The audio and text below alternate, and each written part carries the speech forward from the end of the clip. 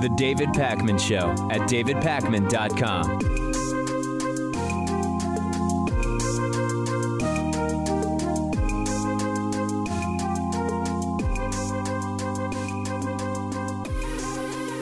So Donald Trump has been playing this pathetically transparent game, claiming he really wants that Mueller report released. Let him see it. I'm exonerated. It would be great for me to have the Mueller report published. And anyone with any common sense knew all along that this wasn't true, because Mueller said, according to William Barr's letter, that based on his investigation, he cannot exonerate Donald Trump from obstruction of justice charges, which means that by logical extension, Mueller's report is going to contain at least some evidence of obstruction of justice. If it didn't, he'd conceivably be able to exonerate Donald Trump from obstruction of justice, which he said, according to William Barr, that he's not able to do. This has always been obvious to critical thinkers, and it's now becoming public. Trump and the White House are all of a sudden backing away from their enthusiasm about the release of the Mueller report. What started with let it come out, let people see it, it's up to the attorney general, but I want it out. That has become Donald Trump's advisors privately saying, what comes from the Mueller report could have some staying power in terms of it being damaging to Donald Trump. We're getting into the 2020 election. This might not be the best time for that to be released. Trump before said, it's up to the attorney general, but it wouldn't bother me at all. And now a senior White House official has spoken to New York Magazine's Olivia Nuzzi and said that there will be, quote, plenty of unfavorable things about the president in the full report, which we think will eventually come out. So let's not go overboard saying there's no wrongdoing. Let's move on.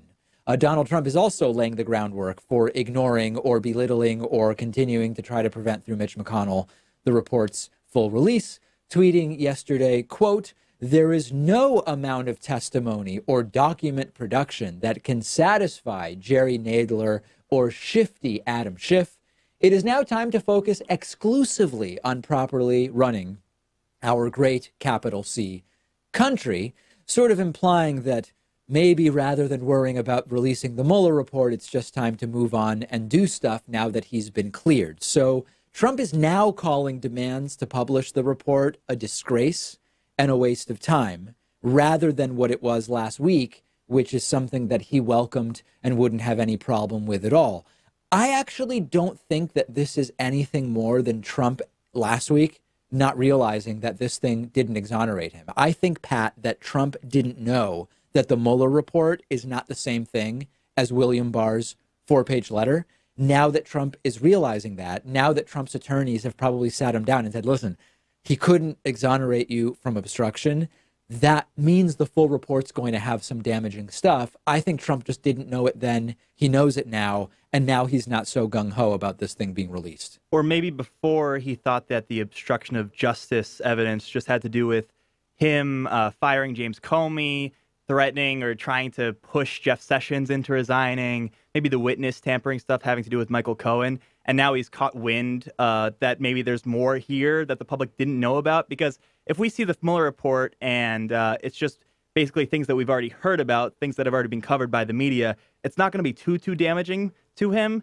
But if we learn some new things, that certainly would be. And if Trump found out about that, he would definitely want to block the Mueller report. That may be. And this has been the pattern. Trump's fine sitting down with Robert Mueller for an interview until his attorneys, knowing that Donald Trump lies uncontrollably, say, no, we're going to have some answers submitted in writing instead of you sitting down with everybody, which, by the way, was obviously the correct legal decision. If you're Donald Trump and you hire attorneys, that's exactly what you want them doing. We don't have to come up with strange hypotheses or far-fetched ideas about what's happening here. The full Mueller report is damaging to Trump, period. Its release will put that content back in the public spotlight. The timing won't be good for Trump as the 2020 campaign continues to build. No conspiracies, no suggestions that Trump will be personally implicated in colluding with Vladimir Putin on a one-on-one level. We never expected that, but there's going to be damaging information at minimum about Donald Trump's obstruction and probably more. So now Trump and the White House aren't so thrilled about the idea of this report being released. Mitch McConnell, by the way, knew this from the beginning. From the beginning, Mitch McConnell twice blocked resolutions in the Senate, which called for the release of the Mueller report. He knew exactly what to expect if the contents of the report were released. It just took Trump a little longer to come around on it. Okay, we have a very interesting video from former federal prosecutor Chuck Rosenberg. He went on MSNBC and he was talking about the Mueller report, which we now know to be a 400-page report, roughly, which Attorney General William Barr summarized to 4 pages.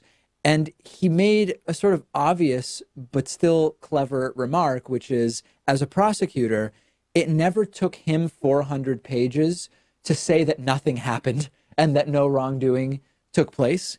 Chuck Rosenberg says the most likely scenario, according to him, is that there were crimes and wrongdoing, but Robert Mueller would explain in his report that he didn't believe it rose to the level of being able to file charges, either because there was missing evidence or because of the political implications of filing or recommending charges against the sitting president. So we're going to dig into that in a second here.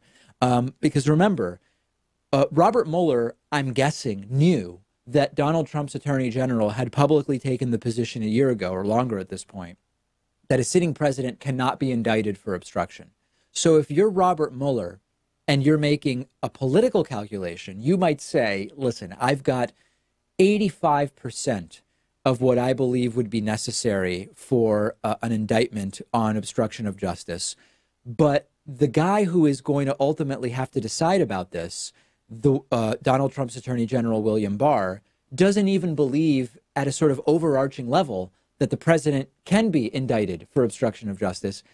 I'm just not going to go there. And that would actually be extraordinarily problematic, because that is exactly the point of appointing someone like William Barr to be your attorney general. So let's get to a little bit of this interview with former prosecutor Chuck Rosenberg, who you'll notice is very calm and clear in his demeanor. He states when he's speculating, but he defends the speculation. We'd be much better off if we had more analysts who were like Chuck Rosenberg. He probably flew over to Maine Justice, but putting mode of transportation aside, you know, it's never taken me 400 pages to say nothing happened. And so I imagine something happened, and that something, particularly with respect to obstruction, was quite serious. But I have a theory. I think it's plausible as to why Mueller didn't recommend prosecution or declination on the obstruction. It goes as follows. The Department of Justice has in place policies, one dates to the 70s, one to 2000, that say to charge a sitting president would be overly burdensome. It would stigmatize the presidency. And so we just don't charge sitting presidents. With that in mind, even if the obstruction constituted a crime, and it may well have, we don't know that yet, I could imagine Mueller not making a recommendation, because a recommendation to prosecute someone you can't prosecute is equally burdensome and equally stigmatizing. This is just the most likely and obvious scenario. Nothing Chuck Rosenberg is saying here is controversial. Now, the one thing I disagree with is his use of the word policy for the Justice Department not charging presidents. It's more of a tradition which has not been tested in terms of whether it would actually stand up to the law. I think there is no question that the founding fathers did not establish a framework for this country that gave the president this type of immunity from and by the Justice Department. Otherwise, what Chuck Rosenberg is saying is basically it. It's common sense. Go back to Brett Kavanaugh's confirmation hearings and the investigation surrounding that. Republicans were able to come up with a report that couldn't definitively pin sexual assault on Brett Kavanaugh, which, of course, we knew would be difficult to definitively pin on him in such an investigation that is taking place decades after it allegedly happened. Republicans took that report, which said we can't definitively say he sexually assaulted someone, and they transformed it like putty in their hands into the report totally clears Brett Kavanaugh. They hid the report itself, and then it became very difficult to argue against confirming him because you had the absence of a totally unrealistic burden of proof beyond reasonable doubt against Brett Kavanaugh. You had the report itself hidden, and you had Republicans saying he's been cleared. That's very similar to what's happening here with Donald Trump. In both cases, you have a report that supposedly clears Kavanaugh and Donald Trump. The report is summarized by partisan actors, hidden, at least so far, the Mueller report has been, from public view. And then the Republicans use these hidden reports and political summaries to claim that there's been an exoneration used in Kavanaugh's case to justify confirmation to the Supreme Court, in Trump's case to justify this media tour claiming that he has been completely cleared of all wrongdoing and fully exonerated, even though we've not actually seen any evidence to suggest that that's the case. I know that when I say this, people get mad. They've played it really well. And when I say that, people say, David, it's not that they've played it well. It's that their base is so stupid and ignorant that they're falling for it. Well, they've played it as well as they needed to for the base that they have. So in that sense, they have played it well. My question to you today, which we also asked about on our YouTube community poll, do you think we will ever see the full Mueller report? Let me know. I'm on Twitter at @DPacman. The show is on Twitter at David Pakman Show. A quick break. We'll be right back. The David Pakman Show at davidpakman.com.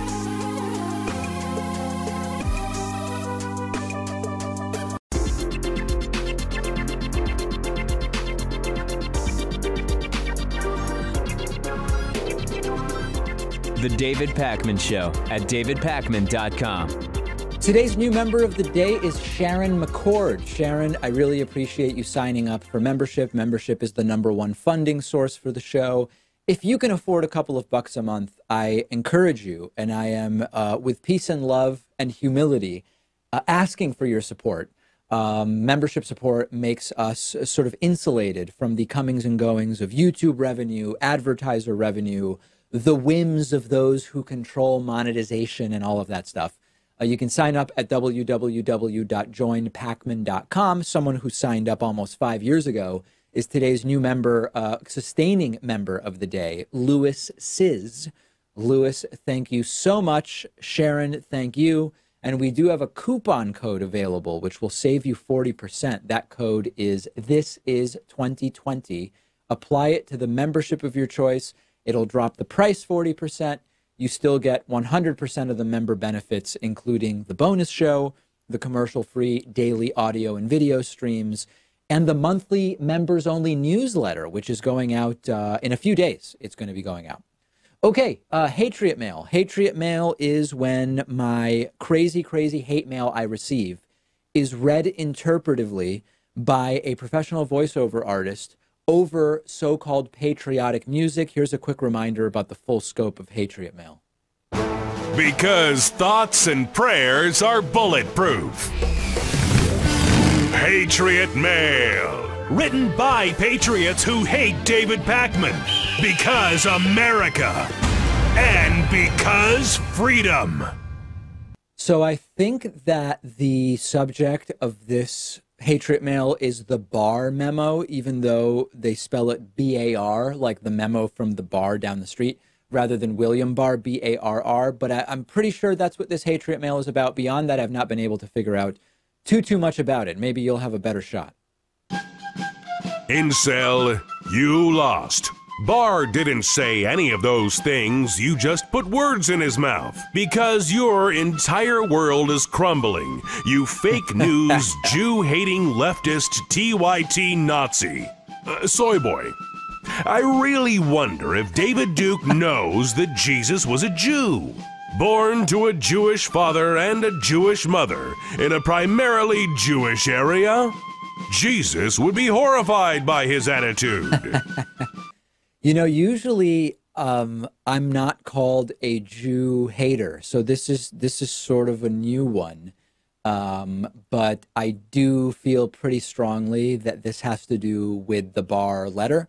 So it's topical. I don't know exactly what point is being made, but the best thing you can do, if you don't like that, if you find that type of discourse unpalatable and you want to fight back against it, you can use the coupon code Hatriot40 to sign up for a membership on our website. When you go to davidpakman.com/membership, select a membership, apply the coupon code Hatriot40, You save 40%, and Hatriots cry because they are impotent in their ability to hurt the show. They send in the hate, and you sign up for membership, which is why I recommend using the coupon code Hatriot40. I don't really know how to explain this, but Donald Trump appears not to know or to be lying about where his father was born, which is a really weird thing. I mean, I'm sort of struggling for the language to apply here. When Donald Trump said that Nambia was a country, could have been a verbal slip. He probably just doesn't have a firm grasp on African countries and geography, and that would sort of be expected. A lot of people don't have a firm grasp on African geography. When Donald Trump said he's done more than any president ever for Puerto Rico, he might not know that he's been a disaster on Puerto Rico. It might be a political calculation in some way. Maybe he forgot that he actually hasn't been that great for Puerto Rico. But Donald Trump has claimed again that his father was born in Germany, and his father wasn't born in Germany. Donald Trump's grandfather was born in Germany, and this is raising more questions about cognitive decline. I don't bring this up to make fun of people. Cognitive decline is not funny. But if the president is suffering from cognitive decline or pre-dementia, we need to know that that's a major problem. And Donald Trump could sort of be dissociating here. He's moving information around in his mind, as people in various stages of cognitive decline sometimes do. It's his grandfather who's actually German, but he says that it was his father. Check out this video from the Oval Office. And if you notice, if you're watching, this thing happens that's common in people who start to struggle cognitively, but are still in the early stages. He starts to say his dad was born in Germany. But if you're looking at the reaction on his face, he seems to sort of recognize that something he's saying isn't quite right. It's almost like internal Trump is recognizing that external Trump is doing something a little bit weird. And it's not clear whether his mind can totally parse it. I mean, this is sad. Take a look at this. I mean, Germany, honestly, is not paying their fair share. I have great respect for Angela, and I have great respect for the country. My father is German, right? Was German. And born in a very wonderful place in Germany. And so I have a great feeling for Germany, but they're not paying what they should be paying. Yeah, so Trump's dad, Fred Trump, was born in New York. I mean, he wasn't born in Germany. Trump's grandfather, Friedrich Trump, was born in Germany, came to the United States in 1885. This is not good, and it actually gets even worse. Pat pointed out to me that there's another moment during this exact same press conference, press availability, I guess you would call it, where Donald Trump twice says the word oranges, like the citrus fruit, instead of origins, like the source of something. And again, both times he seems unsure of what he's saying. Something seems to glitch in his head where he realizes he's saying something wrong, but it's almost like beyond him to even control it. Take a look. And I hope that this investigation now, which is finished, it's totally finished, no collusion, no obstruction. I hope they now go and take a look at the oranges of the investigation, the beginnings of that investigation. You look at the origin of the investigation, where it started, how it started, who started it, whether it's McCabe or Comey or a lot of them. Where does it go? How high up in the White House did it go? You will all get Pulitzer Prizes, okay? You're going to all get Pulitzer Prizes. You should have looked at it a long time ago. And that's the only thing that's disappointing to me about the Mueller report. The Mueller report, I wish, covered the oranges, how it started. Yeah. What do you make of that, Pat? I mean, you can tell that he's not so far gone that he doesn't recognize. He's having trouble saying what he thinks he should be saying. There's definitely some recognition there, but it's very strange behavior. He can definitely tell that he's saying it wrong. It's surprising to me that he wouldn't just stick with a substitute, like pick a different word, beginnings, what have you, and just continue using the word beginnings. Why does he have to keep going back and trying to pronounce origins correctly? Just give up on it. That would be my take. I was thinking of this story from when I was a kid. As many of you know, I was born in Argentina. My dad was born in Argentina. His dad was born in Argentina. And in Spanish, there are two words to say here. There's the word aquí and there's the word acá. Now, in Argentina, in most situations, acá is more common, but it kind of depends on the particulars of the circumstances. And that's the one I was basically familiarized with when I was 6 years old. And when I moved to the United States, most of the Spanish speakers that I was around in elementary school, like kindergarten and first grade, were from Puerto Rico. And in Puerto Rico, it's much more common to say aquí. In fact, I would exclusively only hear them say aquí. So in my mind, I associated aquí with people born in Puerto Rico and acá with people born in Argentina. So once when I was like 6, I remember my dad said aquí. And for some reason, I looked at him and I said, Dad, were you born in Puerto Rico? With total sincerity and seriousness. And he said, David, no, I was born in Argentina. You know that. My father was born in Argentina. I was born in Argentina. You were born in Argentina. And I said, oh, yeah, that's right. And so when I see Trump do this and say his dad was born in Germany when he wasn't, short of being a little kid or suffering from some actual cognitive decline, I don't understand how one can misstate where their parent is from unless they don't know them at all. And Trump did know his dad. My mom is from Argentina. Her dad is from Poland. That's not something I would forget. If at some point I say my mom was born in Poland and went to Argentina, something would be very wrong with me. I mean, it would be, I can only imagine it would be a medical condition of some kind. And people are saying online, it's a very dumb thing for Trump to lie about, the birthplace of his father. I don't think he's lying. I think something is wrong here, and we've interviewed mental health professionals who believe something is very, very wrong here. And I want to hear from you. What do you think is going on here? You can let us know on our Instagram page, David Pakman Show. You can find us on Instagram. Follow me while you're there at david.pakman. Part 2 of my interview with 2020 Democratic presidential candidate Andrew Yang comes up right after this short break. The David Pakman Show at davidpakman.com.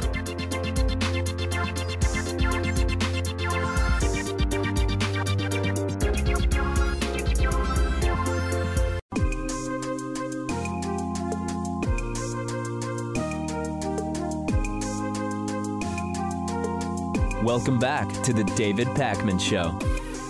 We're continuing our conversation today with 2020 Democratic presidential candidate Andrew Yang. He is an author. He is an entrepreneur. He's joined us on the program a couple of times before.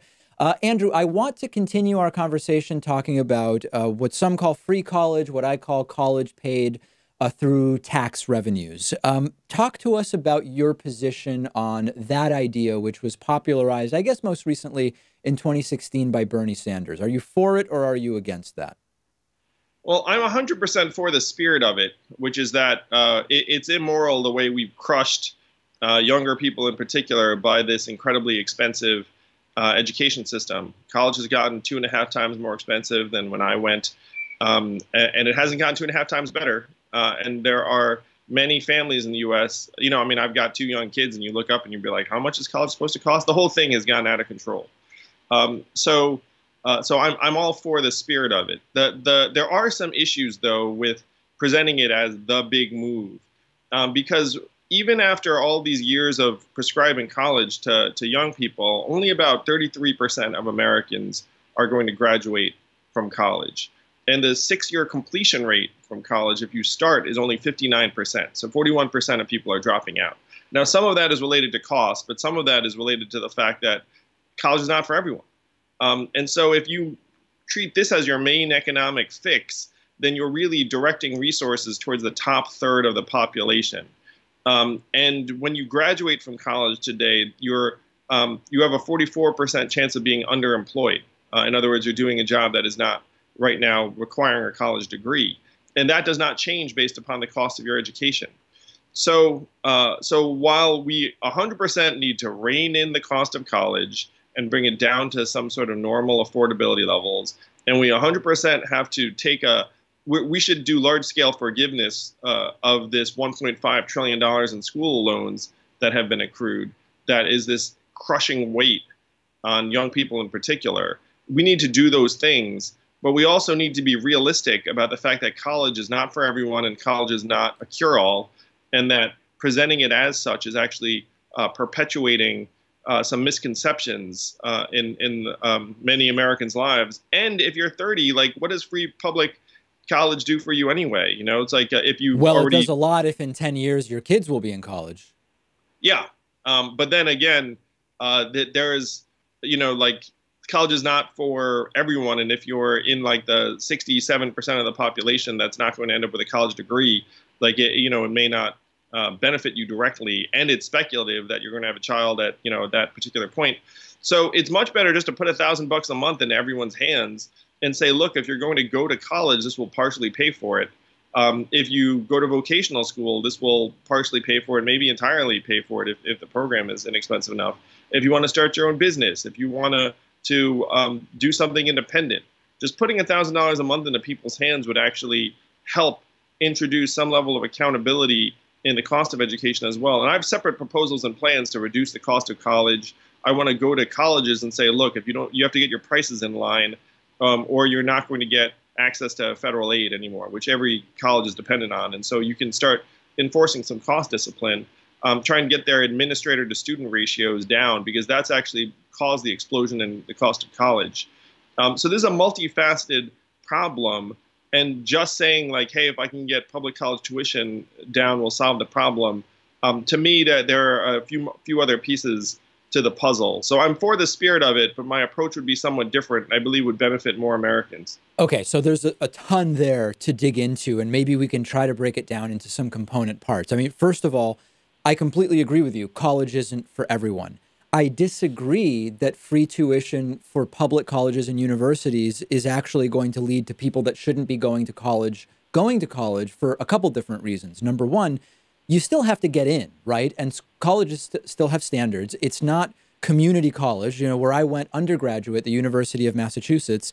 You don't just get in because you sign up. It's not a community college. So if it was tuition free, I think you still have to demonstrate that people who shouldn't be going to college will be going. If anything, it would make it more competitive because there would be more applications for a limited number of seats. So I don't think that that's a legitimate concern that too many people will be going, because a lot of people don't want to go either way, and they still have to get in. Yeah, you know, it's true that what you're describing, what I'm describing, doesn't necessarily make that problem worse. But what it does do is it still perpetuates this message that we're sending to high school kids that if you don't go to college, you have no future. And right now there's a massive undersupply of people heading into the trades and vocational jobs, which are going to be much more resilient and stand the test of time.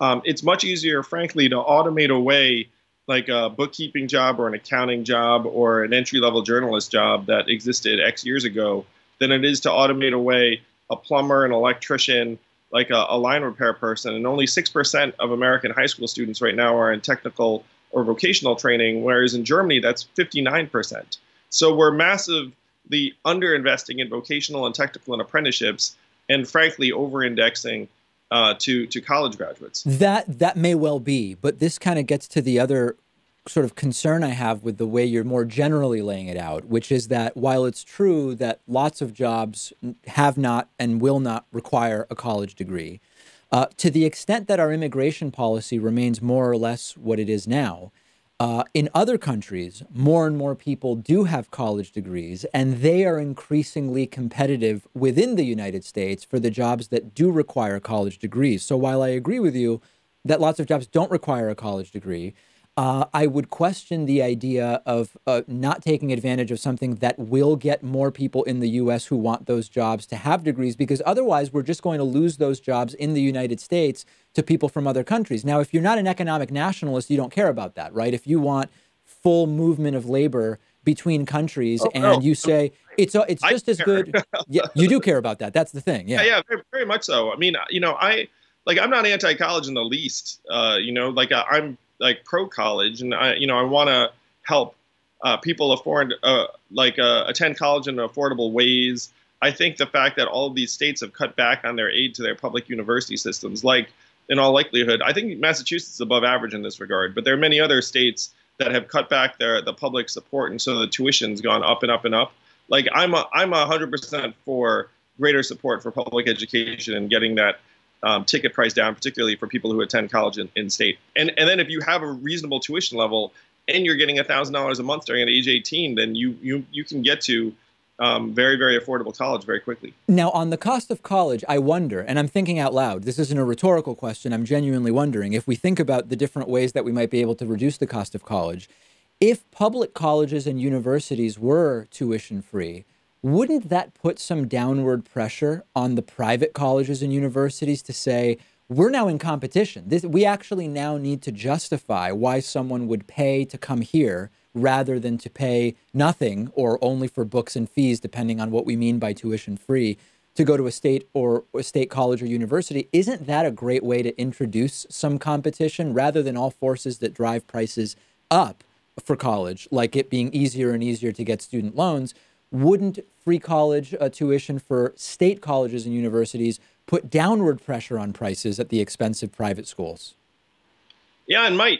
I mean, you know, you're reminding me of what the world was like when I was going to college, where my brother attended a public university with in-state tuition, in large part because of the economic incentives to do so. And at that time, private college was less egregiously overpriced, so there could be a relationship there. And so, like, again, let me say that I am very, very much for affordable public education. Yeah. I just dislike the fact that, to me, it's sending to me a slightly mistaken message that it's going to address our larger economic and job issues when the data suggests that it's a more complicated picture than that. Yeah, for sure. And especially, I mean, the what you pay for college is related to, there are decisions that you make in terms of what you're willing to pay for college on the basis of what you expect to earn when you graduate. And that's also a piece of the picture that has to be dealt with, which is not directly dealt with simply by getting more people into college. You know what's really interesting, David, is that if you look at the heritage of our university system, it was not meant to get people jobs. Right. It's it was actually meant to educate the population. And a lot of liberal arts education is built upon this, where the expectation wasn't that oh, after you get this degree, you're going to go make a mint. It was to try and educate a population for citizenship and leadership in various ways. We've introduced the economic rationale a bit late in the day. So if, in an ideal world, people would, and this dates me a little bit, but there was a point when people were choosing college majors based upon their interests. That's shocking. Who would ever do that? No, I know. There was, and unfortunately now we live in an era of such economic stress and duress that now everyone's we got to make college pay. We got to make college pay. If you major in that, then you're an idiot. Blah blah blah. And I'm optimistic that taking the economic boot off of people's throats through the freedom dividend of $1,000 a month before, during, and after college might help change our educational culture in very positive ways. Yeah, I mean, however you do it, and we might disagree about how to do it, making it so that the cost of college is less burdensome, either through a universal basic income, making college less expensive, whatever the point is, people will be better able to make the decisions that are actually decisions they want to make in terms of what their lives look like, rather than decisions that are sort of forced upon them by the economic circumstances. And it's hard to disagree that's a good thing. Go ahead. The almighty dollar, and the almighty dollar has overrun our educational system. The almighty dollar has overrun most aspects of American life. And if we start undoing that, then we have a real chance. But the subtext really is that, if we're trying to make everyone financially accountable, frankly, we're going to lose. I mean, there needs to be some accountability, particularly in these colleges, because their costs have gotten out of control. But if we see everyone as an economic actor, then we're all going to lose, because artificial intelligence and software are coming that are going to be very, very hard for more and more Americans to keep pace with. We're in a race that we're going to collectively lose, and we need to change the race to things that we can actually excel at and win. And without that evolution, it's going to be tougher and tougher for educational institutions. Okay, in the last couple of minutes we have here, just to touch base and get our audience up to speed on what's going on with the campaign, Are you in the debates, so to speak? Have you reached all of the requirements to participate in the Democratic debates? Yeah, we're now at something like 90, almost 100,000 individual donors, and the threshold to qualify for the debates was 65,000, and we're already in touch with the DNC. So we have qualified for both the June and July debates for the DNC, and we're super excited about it.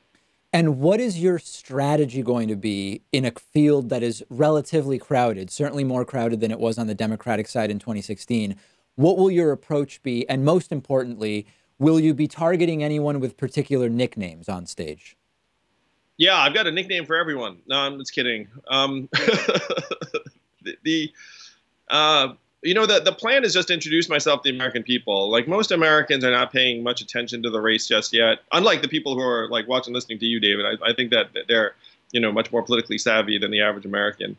The DNC debates is going to be the first time any Americans have ever seen or heard of Andrew Yang.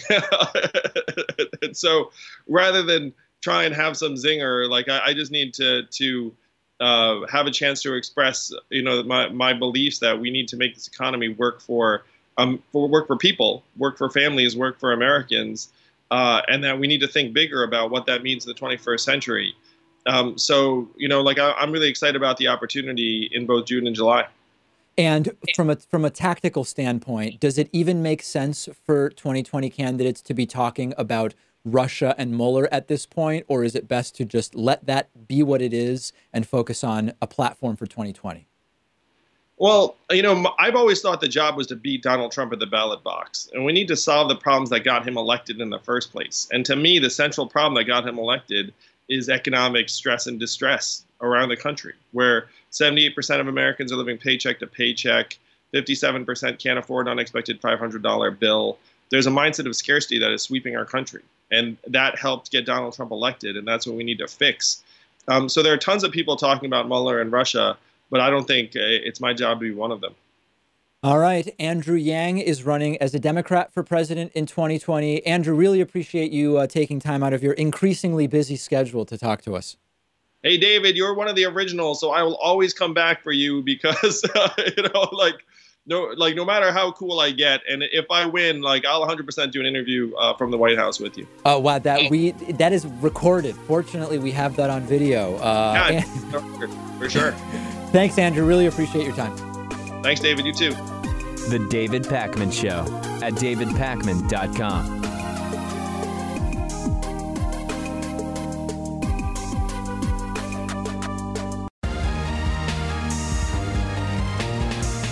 The David Pakman Show at davidpakman.com. There's something really ugly developing that I want to talk about, and it has to do with two people. It has to do with our friend Ana Kasparian over at the Young Turks, and it also has to do with 2020 candidate Tusli Gabbard, and it kind of also has to do with cults of personality, which I've talked about before. I've talked about how these cults of personality can develop around politicians, and generally, it's just not good.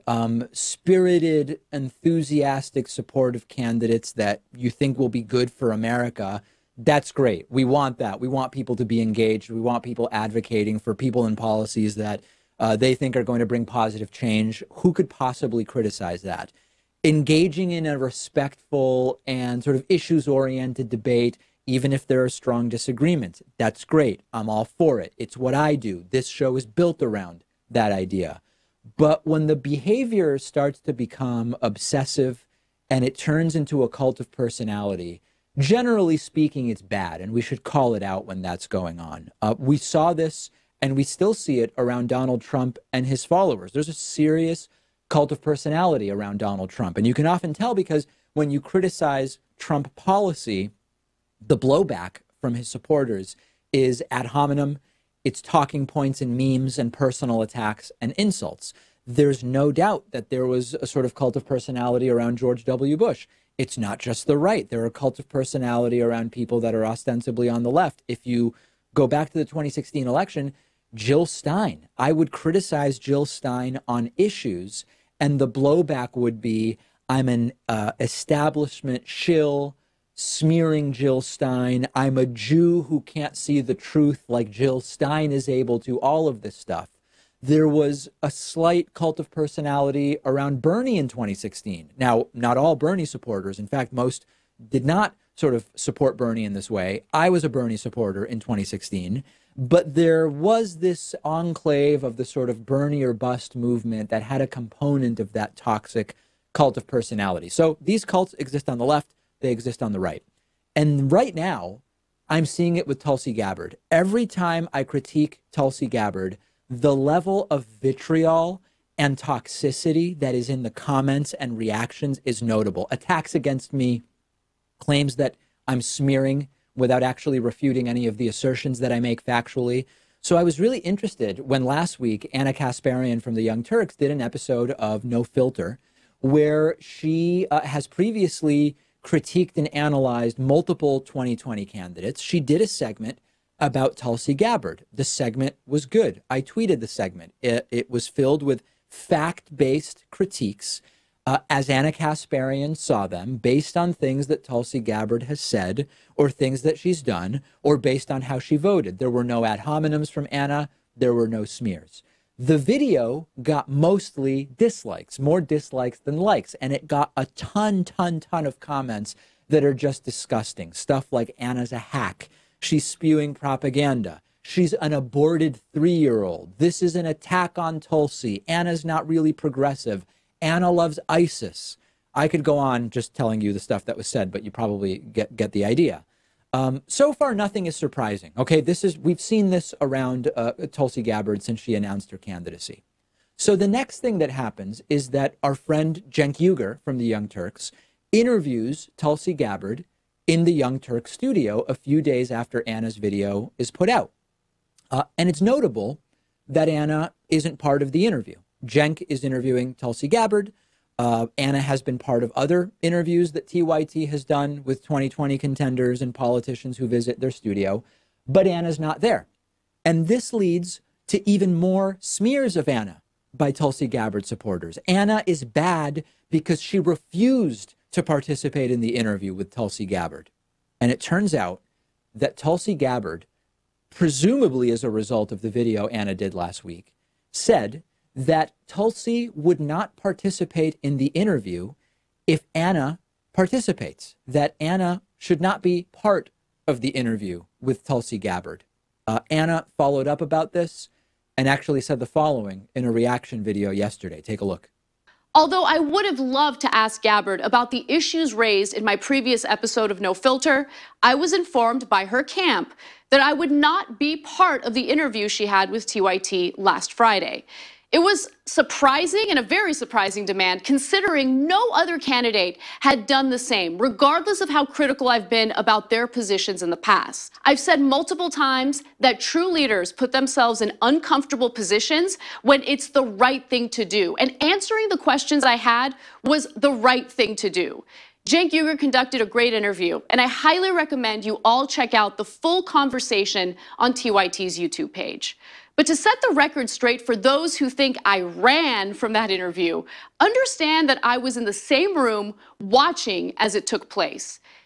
It was the first time any politician walked into my home and told me that I wasn't allowed to do my job. So you can disagree with my analysis, you can have a different perspective, but you can't argue that I smeared her without providing a single example of me fabricating anything. Not super empowering of women for Tulsi to say, that woman who criticized me, she can't ask me any questions when I'm there or I'm not participating. So this is not about Ana's perfect, Ana's right. I agree with Ana about some things. I disagree about others. I've known her for many years at this point, and I have a sense of her politics and her MO. This is not about this is the person whose politics I'm 100% in line with, although we have a lot of points of agreement. This is about unfair smears that are examples of when the left starts to eat itself and the toxic cult of personality that exists around Tulsi Gabbard. Now, I'm sure that if the Tulsi campaign were to give a statement about this, and maybe they will, I don't know, My guess is they would say, oh, well, you know, there were time constraints and Tulsi knows Cenk and they have a history already, so we felt it would be better for a one-on-one interview. It wasn't anything against Ana. We just felt that it would be an interview best handled as a one-on-one. Whatever. This is lame. The toxic and angry followers around Tulsi Gabbard attacking Ana viciously are disgusting. And every element of this absolutely stinks.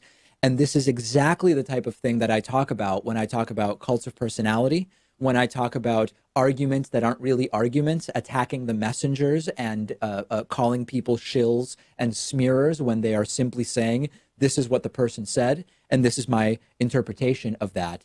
And everything about this stinks. And this is the type of stuff that will lead to Donald Trump being reelected. Trump being reelected won't just be because Tulsi's followers attacked Ana. Okay, I'm not being myopic or childish in that way.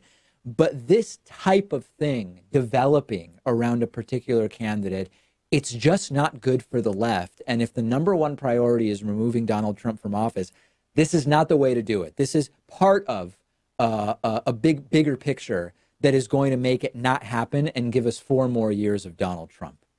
Okay, hey, listen to this. I used to do this segment like once a week or once every 2 weeks where I would present to you a book that I was reading or that I had finished reading, and I would give book recommendations. And the segments never did super well. Maybe it's because there aren't that many people in our audience that are regularly reading books. That may be the case. But when I stopped doing it, I got a lot of very strong emails saying that people really liked that segment and that I should keep doing it. So I want to just try to bring it back. I'm not going to be doing it every week, but I've got a stack of my books here that I've recently read and I'm reading. I'll tell you what they are. Maybe there's something in it that you want to read. If you like this, let me know. If you don't like it, if it gets 500 views on YouTube or something like that, maybe it's a sign that the audience isn't super into it. But let's give it a shot because I've got a bunch of stuff I've been wanting to tell you about. Nonfiction to start with. I've been reading this really great book. We wish to inform you that tomorrow we will be killed with our families. It's by Philip Gourevitch. It is 20 years old at this point. It's about the Rwandan genocide in which a huge portion of the Tutsi population of Rwanda was exterminated. And I think that that's the right word to use, by the Hutu. I did not ever read anything in depth about it. Really, really good book.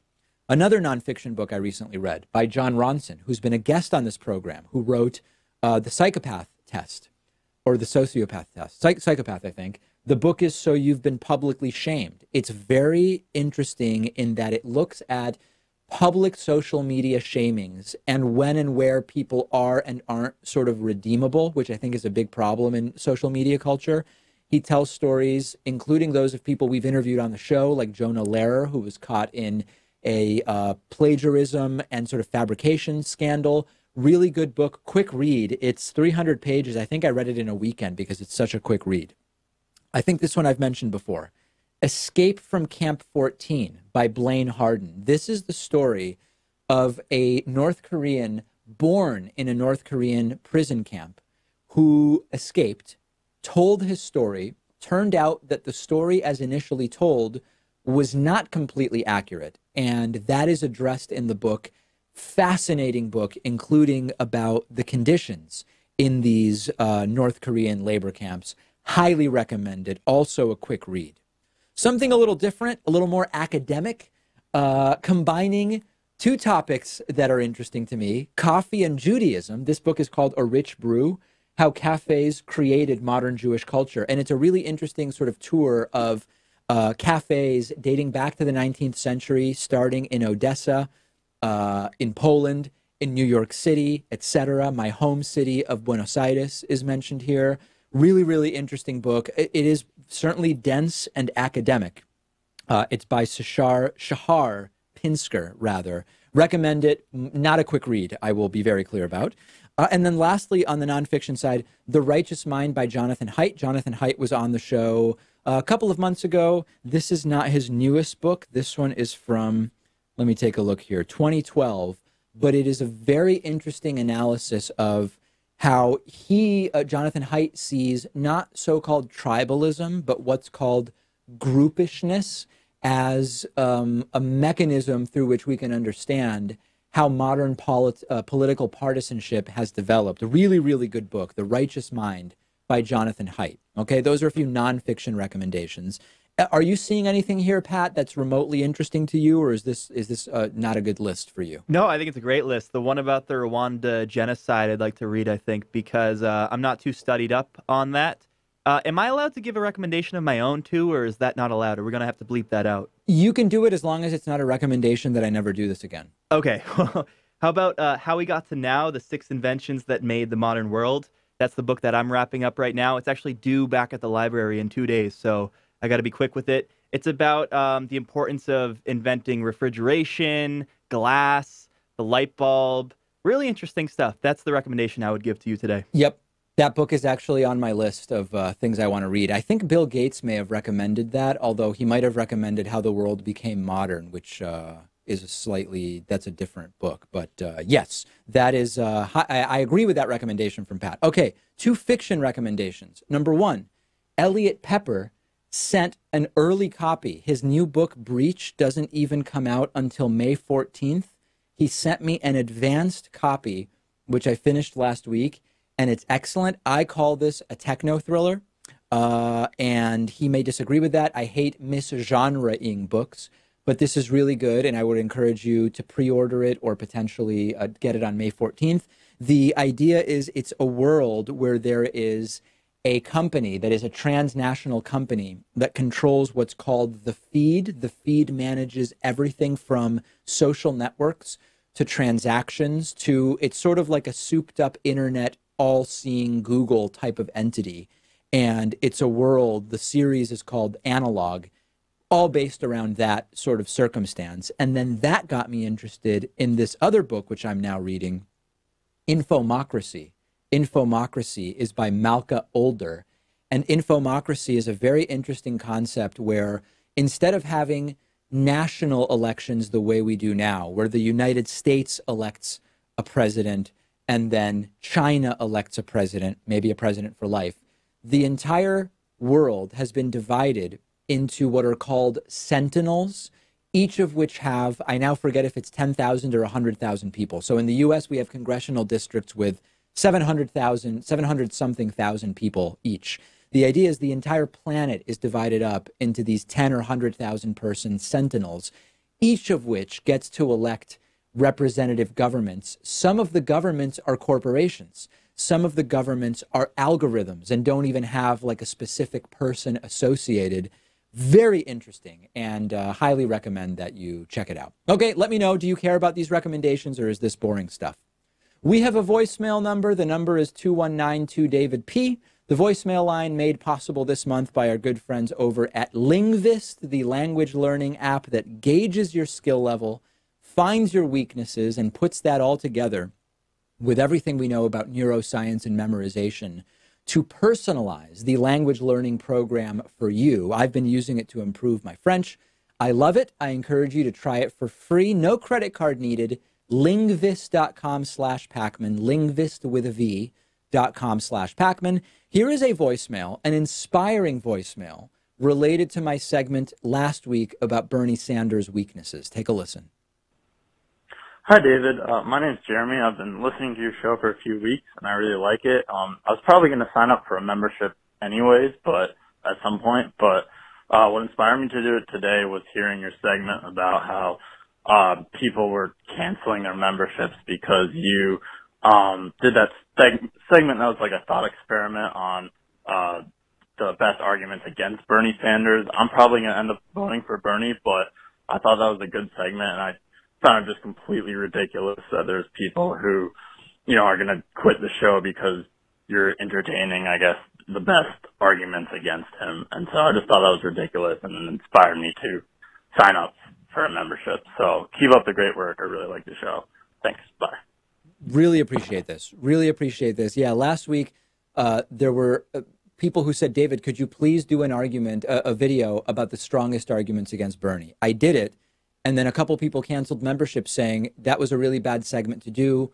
You should have also talked about the reasons to vote for Bernie Sanders, which I do all the time because I might vote for him and he's in my top Democratic primary candidate. So thank you. Really appreciate someone saying, I'm going to sign up for a membership because that was a good segment. And now they will get access to the bonus show, which is coming up next. Become a member, become a patron to get instant access.